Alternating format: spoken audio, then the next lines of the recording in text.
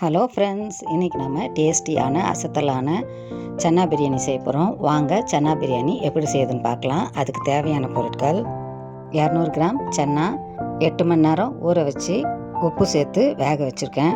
300 gram basmati rice, வேக வச்ச 2 உருளைக்கிழங்கு, 2 ஆனியன், 1 டேபிள் ஸ்பூன் இஞ்சி பூண்டு விழுது, 1 ஸ்பூன் மிளகாய்த்தூள், 1 spoon garam masala, 1/2 cup tomato sauce, 1 tablespoon நெய், 1 கைப்பிடி புதினா, 1 கைப்பிடி கொத்தமல்லி, 1 குழிக்கரண்டி சன்ஃப்ளவர் ஆயில், தேவையான அளவு உப்பு.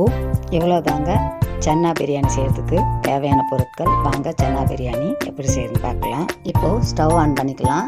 ஒரு கடாய் வச்சுக்கலாம். கடாயில் நெய், எண்ணெய் ரெண்டுமே ஊற்றி சூடு பண்ணிக்கலாம். எண்ணெய் சூடான பிறகு கட் பண்ண ஆனியனுக்கு தேவையான உப்பு சேர்த்து ஆனியன் ப்ரௌன் ஆகிற வரையும் வதக்கலாம்.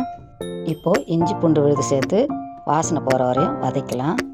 இப்போது டொமேட்டோ சாஸ் சேர்த்து வதக்கலாம். இப்போது வேக வச்ச கொண்டக்கடலை, வேக வச்ச உருளைக்கிழங்கு சேர்த்து எண்ணெயில் வதக்கலாம். இப்போது கரம் மசாலா, மிளகாய்த்தூள், கட் பண்ண கொத்தமல்லி, கட் பண்ண புதினா எல்லாத்தையும் சேர்த்து நல்லா வதக்கலாம். வதக்கின பிறகு வடித்த சாதத்தை சேர்த்து சாதம் சூடாகிற வரையும் கலரி விட்டுக்கலாம். அவ்வளோதாங்க, டேஸ்டியான சன்னா பிரியாணி ரெடி ஆகிடுச்சு. மேலே கொத்தமல்லி தழை தூவி சூடாக பரிமாறுங்க.